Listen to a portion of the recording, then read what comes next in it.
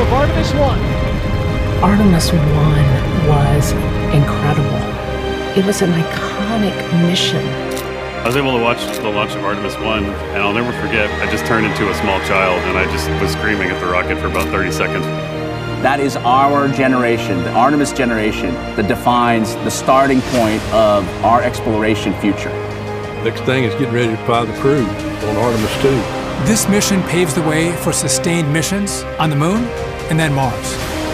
We've got spaceflight vehicles that are down at the Kennedy Space Center that are being built and integrated. We've got components of a rocket that are being assembled. We have international partners. We have commercial partners and industry partners. We've got the designs ready to go, how we're building up the operations. It's real. The team is ready to go.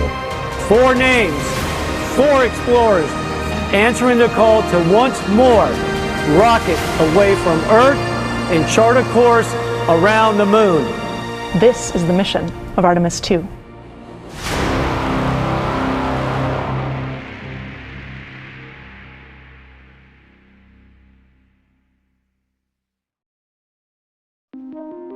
Never before had man traveled so far, so fast, or looked so closely upon another celestial body.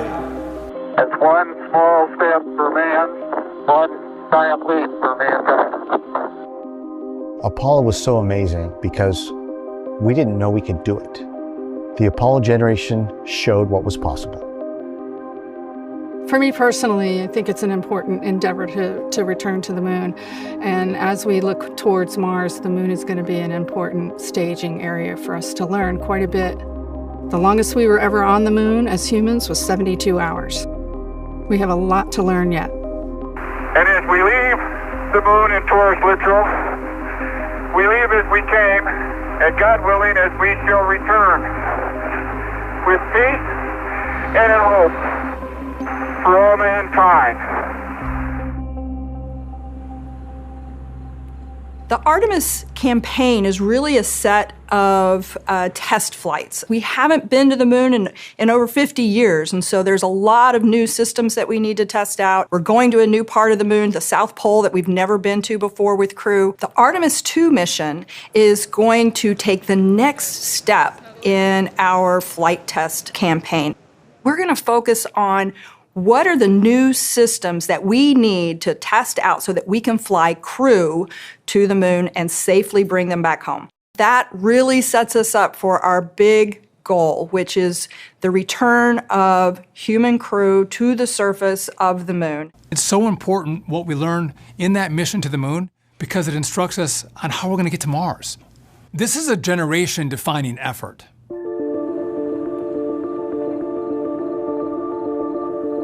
My name's Jeff Radigan. I'm the lead flight director for Artemis 2. Here in Mission Control, I direct the operations of the spacecraft and communicate with the crew on board in order to have a successful mission of a first mission back to lunar space in over 50 years. We want to get back out to lunar space. We want to fly around the moon. And so to be a part of that is just very meaningful to me. It's something I get excited about when I wake up in the morning. It really is the next step in space exploration. GC, go. Guidance, go. FIDO, go. Prop, go. GNC, go. Max, this room has a lot of historical significance. We originally flew the space shuttle out of here, and we're looking forward to flying Artemis 2 out of this room here in the not too distant future. Once the vehicle clears the tower, control of the spacecraft is handed over to Mission Control Houston. At that point, the team in Mission Control, led by the Ascent Flight Director, will take over.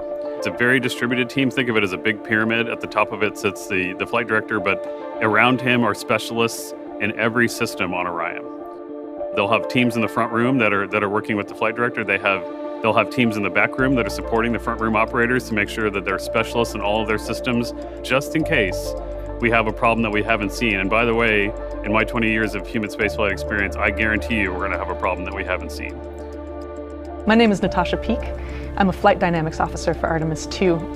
We are trajectory specialists when it comes to Orion. Really, my job is to know where your spaceship is and where it's going. And if we need to come home for some reason, come home early, or we get off track, our job is to figure out how to do that. This mission is fundamentally different from a mission you might do in low Earth orbit in a lot of ways, but one of them is that we're looking to rendezvous with the moon. Every minute you wait to launch, the moon is moving. So in order to rendezvous with it efficiently, we have to change the inclination of our orbit to make sure we line up with the moon. In a month, you get about 14 days of a launch period. Our team all hunkers down, and for every day, we look at the open and close of the window and come up with a trajectory end to end, from liftoff all the way through splashdown.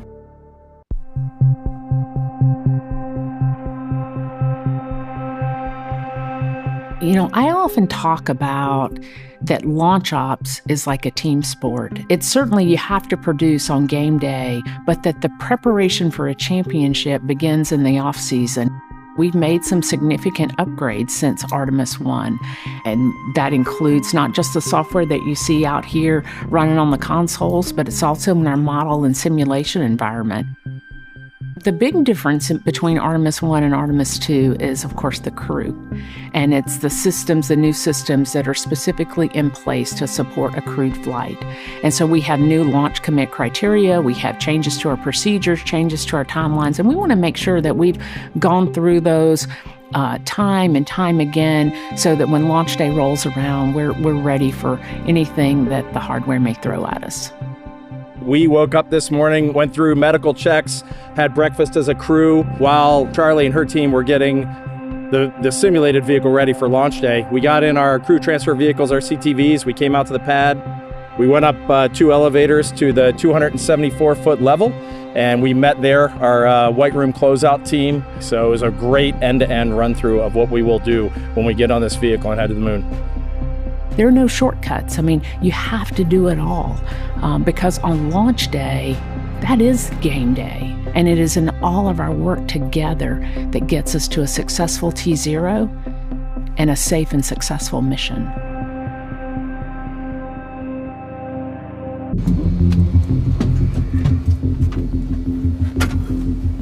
Hey, Sam. What's going on? Not much. Long time no see. Time no see. The seriousness of what it takes to take the risk with humans in and of itself creates enough of a pressure for the entire organization, enough of a concern, enough of a sense of rigor. Everything goes up a notch. We have to have an atmosphere to breathe, a temperature to be able to control, to be able to take out the carbon dioxide and the humidity that's in the air, feed the crew, deal with a small environment, proving that we can fly by the moon and come back and have a safe reentry. There's an extra element when you have humans on board, the nuances by which the system operates, the understanding of what it is to live in this crew module that we have. Artemis 2 is also another flight test of the other systems that are required to enable human space exploration. That is life support system, that is displays, that is the controllers, the stick that you need to fly a spacecraft. All those pieces were not part of Artemis 1, but are really key for Artemis 2, and the crew will need that capability to go forward to do human space exploration. When you go to the moon, you're 250,000 miles away, and there's no choice. It takes time to get home. Everything we check, everything we try and make sure we understand, we double, we triple, we quadruple check because we want to make sure we get it right. The mission will prove the Orion spacecraft is ready to keep astronauts alive in deep space and allow the crew and ground teams to practice operations essential to the success of future missions. This top portion is the crew module. It's the pressurized area where the crew sits. The bottom portion here with the solar arrays and the engines, primary engines, is what's called the service module. The European Service Module, or ESM, will provide electricity, water and air to NASA's Orion crew capsule, as well as maintaining temperature for life support. It's been a fabulous partnership with our ESA partners. The agency made a decision a long time ago that we want to do lunar exploration as a global partnership. Now that we're having crew, that's the new element for Artemis 2 and onwards. We will really go into the testing of the life support systems and try to figure out how is that behaving with the astronaut in the loop, how is the CO2 scrubbing working on the crew module side, how are we providing the oxygen to the astronauts and the water. That environmental control system is so complicated. It's a series of chemical and mechanical and electrical engineering problems that all have to come together. That spacecraft has to basically be a mini Earth. And that Earth is basically driven by the elements of that life support system. We also have crew interfaces with the crew piloting the vehicle. Artemis 1 was uncrewed, and so we're going to go do a checkout right at the beginning of the mission while we're in an Earth orbit to be able to ensure that the crew is able to successfully pilot the vehicle. We're not just testing the systems in Orion. One of the key things we really want to do is We're going to do science. When we think about Artemis II science, there are really three big areas that we're studying. One is understanding the space environment. The second is understanding how that environment interacts with life and humans and the systems. And then the third is looking at the moon itself from a vantage point where humans haven't looked for over 50 years. They're going to be describing what they see. They'll see things that human beings have never seen before. They'll be describing, observing, and documenting what they see for the scientists back home. They've done a significant amount of training in the field here on Earth, learning about geology and planetary scale processes. They'll be looking for the evidence of those processes from orbit and describing to us anything unique that we maybe haven't been able to really sense with orbiters and robotic measurements. We're also going to do human research on the crew members themselves. We haven't had data sets for over 50 years on how the physiology of the crew themselves adapt to the radiation environment, to the microgravity environment so far away from Earth. When you think about Artemis II, we've never had humans get on top of an SLS rocket. And when that rocket launches, 8.8 million pounds of thrust are going to defeat gravity for a 5.8 million pound vehicle. So they're going to feel vibrations and hear sounds that no humans have ever experienced. If you want to be an astronaut, that's the thing you've been waiting for your whole life. Riding the elevator up the rocket, climbing in that capsule, very surreal. I often say that the only reason anybody actually gets on a rocket is because it'd be too embarrassing to turn around and run away from the rocket. Once the fire starts coming and the rocket starts vibrating and you lift off, it's a completely different experience. When you put crew on a rocket, it's no longer a test flight. This one needs to perform and will perform as good or better than the first one did. No doubt about it.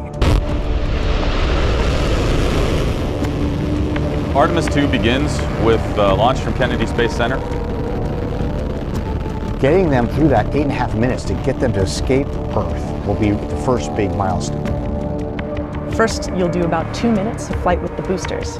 The boosters will separate, leaving you on just the core stage all the way through about 8 minutes into the mission. At that point, the upper stage will separate from the core stage and perform a perigee raise maneuver to keep you in a stable orbit. The crew's going to be in a high Earth orbit, checkout orbit. So this is a highly elliptical orbit that just takes them up away from the Earth and then back down close to it. From there, Orion backs away and separates from ICPS, preparing us for manual piloting by the crew of the Orion vehicle, imagining that they are approaching and docking with the upper stage of the rocket. The crew will have their hands on flying it for the first time, and that'll allow them to see, do we have the pulse size correct? Do we need to make the pulse size smaller? Do we have enough thrust? Does it have enough control authority to give us the rates and the movement that we need to in the vehicle when we need it? We need to really understand how Orion's going to perform in order such that we can dock it on future missions. We're going to fly in formation for a good 2 hours to ensure that we can do the checkouts to really understand the way this vehicle is going to operate. As we do ascent and as we go through our Prox Ops demo, it's going to be a long day for the crew, it's going to be a long day for us on the ground.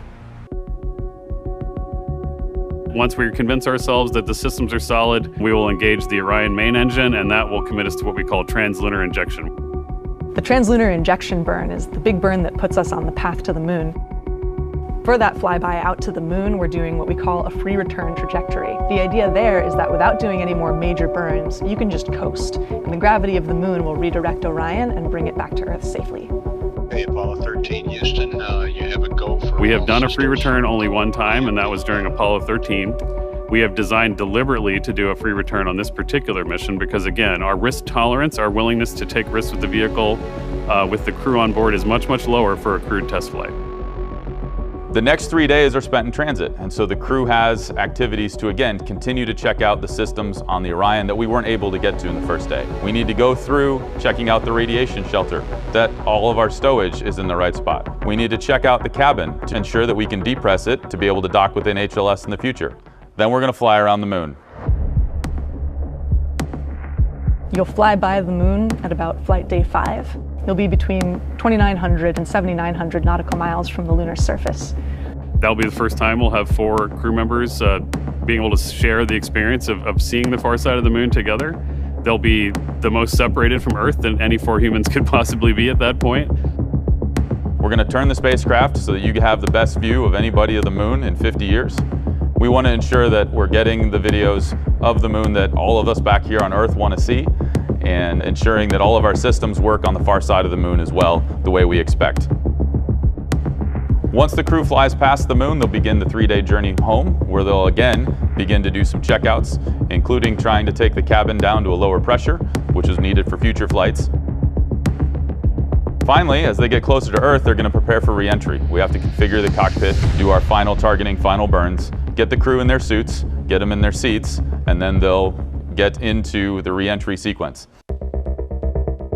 The back half of the crew module has the heat shield, which is covered right up until just before what we call entry interface, when you're re-entering the atmosphere, at which point the crew module separates from the service module, puts the heat shield towards the Earth, and then begins its entry. The way Orion enters the Earth's atmosphere, it's a capsule shape, and when that capsule engages with the atmosphere, it hits at a tremendous speed.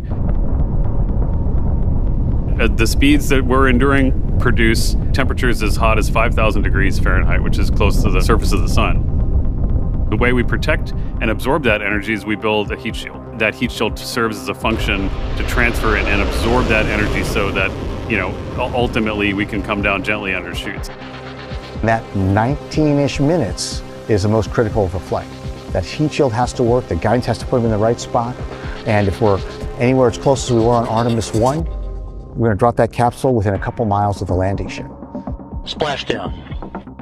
We're going to land off the coast of San Diego in the Pacific Ocean, and we're going to test out in real space in real time the recovery of crew from the capsule. So all of these are new things that we haven't had to do before in a long time. They'll be recovered by our recovery forces, and we'll see their smiling faces. That's the mission. That's Artemis 2.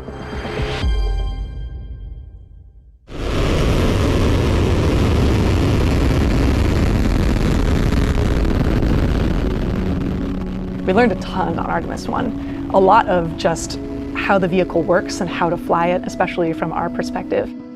When SLS cleared the tower at Pad B, we put Orion exactly where it needed to be. The upper stage conducted a perfect burn. Orion spent an incredible retrograde orbit around the moon, achieving a distance further than any spacecraft designed to carry humans had ever been. And when it came back to Earth, it performed the first ever skip re-entry of a vehicle. For Artemis 1, the #1 priority mission objective was a test of the heat shield on Orion for lunar return. Orion conducted the final major maneuver of its mission, a return trajectory correction burn of its thrusters to further fine-tune its path toward its splashdown site in the Pacific. One of the biggest learnings we had from Artemis 1 was how the thermal protection system was able to perform during reentry. We looked at the heat shield, and there were little chunks of that char that were missing. And we didn't really understand that, and we thought that wasn't predicted. What happened is some of the heat shield material started to break off, and that we think could happen a little bit, but you don't want it to happen too much. Our decision has been made first around safety on the heat shield, as we understand and mitigate the risks that come with spaceflight. Sometimes in space, delays are agonizing, and slowing down is agonizing, and it's not what we like to do. But from the crew perspective, the thing that we most asked our leadership for after Artemis 1 was root cause of the ablation of the heat shield. We had an independent review team with a lot of outside experts and internal experts to look at this. So we really appreciate the willingness to take the risk to actually slow down and understand root cause, determine the path forward, corrective action for Artemis 2 and Artemis 3, so that when Victor, Christina, Jeremy, and I launch and land after a successful Artemis 2, we will look to Artemis 3 to carry the torch forward and to put humans back on the moon, and that is really our ultimate objective. Had the crew been on Artemis 1 in the Orion heat shield, they would have been safe. This was certainly an area that we knew we wanted to test out. One reason why, of course, there were no crew on Artemis 1, so we could test out that heat shield. But we wanted to make sure we understood that problem. And we did an enormous number of tests to confirm that under specific conditions, yes, we can fly it safely. But in the future, we want to take this learning and not only apply it to safely flying Artemis 2, but to changing how we design and build the heat shield for the Artemis 3 and beyond. This is what we do. We are ready for it. This is how we work. This is how we learn. It will be a 10-day journey going 500,000 miles, continuing to test out every bit of Orion, going around the far side of the moon, heading home through the Earth's atmosphere at over 25,000 miles per hour and splashing down in the Pacific. The crew's going to have a horizon, they have a moon, so I feel pretty good about pressing into this opportunity. I think NASA's at its best when it has big ideas and bold exploration. That's when the finest comes out of NASA, that's when the finest comes out of America. Their story is made up of the success of this institution that makes this country so proud. For Orion, success means first we bring the crew home. Second, we demonstrate what we know already is a robust spacecraft that's ready for these Artemis missions. We want to continue to explore, we want to continue to learn, we want to go beyond, we want to go even further. And through the success of this particular mission of Artemis 2 will help spur us on for the additional exploration and discoveries that are out there for us to find. Our destiny is always to go and see what's further and what's next. It's our generation's opportunity to have our own literal moonshot. When we focus on one thing and we focus on it together, we can achieve anything. It's the lesson that we can do more together than we can as individuals. It's a new beginning. It's a rebirth of human exploration. The question is no longer if we're going to return to the moon or reach Mars. It's a matter of when. It starts with one flight, one crew, Artemis 2. We all have batons, relay race batons, and they are there as a symbol of coming back from Artemis 2 and handing those batons to Artemis 3 and saying it's your turn, go. That is what we live for. We are ready.